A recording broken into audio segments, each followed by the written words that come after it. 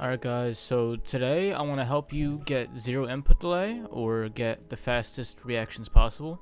You can do this on console, but if you do it on PC, you do get like a faster reaction speed than on console, because on console you can only do one thing, which really sucks, but on PC you can do two things, which maximizes your performance.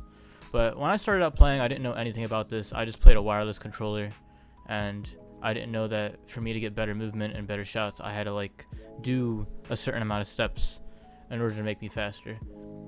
So the first thing I want to talk about, which you can do on console and PC, is to get a wired controller. So what I know is that I think if you're a wireless controller, if you're using wireless, you get around an 8 millisecond delay. So what that means is as soon as you move the stick or aim or press a button, it takes 8 milliseconds for the thing that you press to respond to either your console or your computer. So if I'm aiming or shooting, it's just taking 8 milliseconds the whole time for me to do that. If I used wired, however, it takes the 8, and I think it makes it to either about 5 or 4 milliseconds. So that's almost half the time. So if you put wired in, you're going to be able to look around faster, aim faster, do your movements faster. And that's going to... Oh my gosh, someone's in here. Oh, what's up, bub? But yeah, you're gonna be able to react a lot faster with your wired. And then you can do one other thing, which you can only do on PC because it's a software, and it's called overclocking your controller. People usually know how to overclock it, but I know a way where it's like super simple. You don't have to do all this fancy things just to get it overclocked. But before we start that, I just want to show you the difference between using the regular wireless controller, using the wired controller, and I'm going to show you it using the wired controller and using the software that allows you to overclock your controller.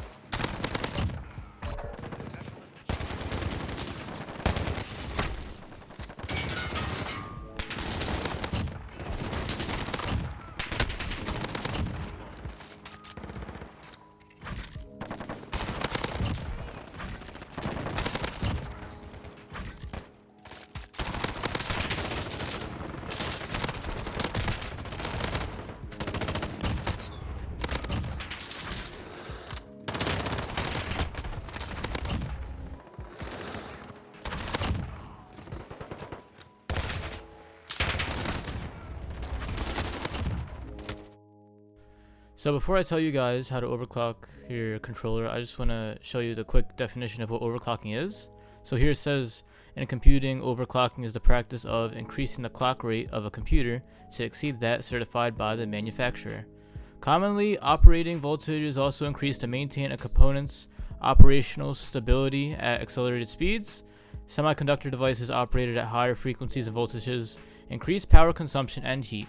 An overclocked device may be unreliable or fail completely if the additional heat overload is not removed or power delivery components cannot meet increased power demands. Many device warranties state that overclocking or over-specification voids any warranty. However, there are an increasing number of manufacturers that will allow overclocking as long as performed safely. So pretty much what this means is when you overclock your controller, it usually forces your PC to run faster. And some warranties are going to be voided, which means that if your PC breaks and you want to get it, repaired for free because you have a warranty on it, some of them may be like, nah, you can't get it for free because you broke it yourself and we have nothing to do with it. So you got to be careful when overclocking your controller, mainly because your PC can get really hot because it makes it work faster. But if you have, a lot of fans, or if it's water cooled or anything, and your PC's at normal temperature, then you shouldn't really worry about this too much. And also, if you have a really good PC and you overclock it, like you only overclock it when you're playing, you don't overclock it like overnight, or if you just don't leave the thing overclocked for a super long time, then you should be fine and you shouldn't have to worry about ruining your PC. So, and the thing I'm about to show you right now is actually a lot safer than just overclocking your controller, because some people do it like they set their controller to be overclocked and then they just leave it forever. But the one I'm going to show you, you can just instantly shut it off whenever you want to stop overclocking. So what you want to do is search up timer resolution, and it's going to be this right here, filehorse.com. That's where I got it from. And then free download, I think right here. Click free download, start download. I mean, I already downloaded it, so it's just going to download another one. Zip file. There it goes. Right here, time resolution application. I open it up, and you get this right here. So what this means is minimum resolution, maximum resolution. So this shows you your current resolution of what your thing is running in. It says 0.999 milliseconds.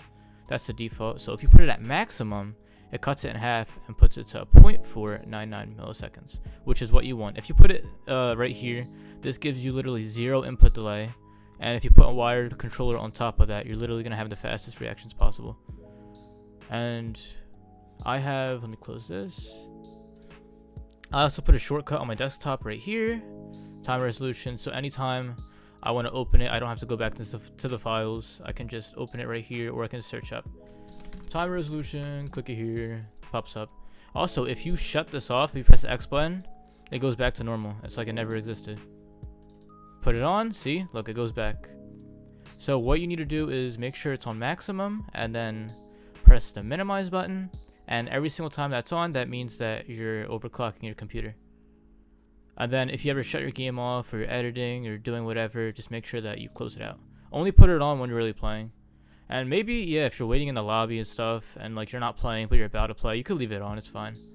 But just make sure that you shut it off any time you're not playing the game, because you don't want to ruin your PC.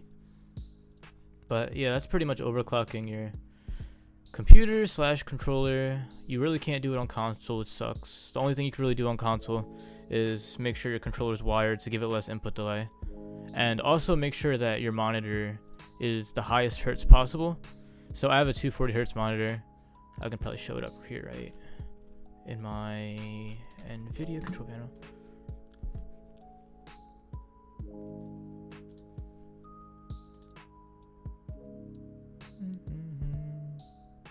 So yeah, right here I have a 1920 by 1080p monitor. I think if you go 4K and higher, you lose the 240, because you can get up to 240. That's the highest possible, and that helps your screen refresh fast, so that you can get the maximum responding speed. Because I think I have a 1 millisecond response time, which I can respond super fast. And on console, you get 120. The maximum you can go is only 120. I don't think you can do 144. Maybe you can, but I think it goes up to 120, sadly. And you can only get, what, 120 FPS on console? But you can get at least 240. I don't know if going higher really does much, because I can get like 300 FPS if I wanted to, but I don't really think that does much, so I just cap it at 240. But that's all you really need to know on applies. No, but that's what you need to know to get the fastest response time, so that you can be able to compete with anybody at all. Because some people, I'm like, how are they reacting so fast? They're so much faster than me. But yeah, I think I figured out everything on how to respond quick, and hopefully this helps a lot of people out, because a lot of people don't know a lot about this.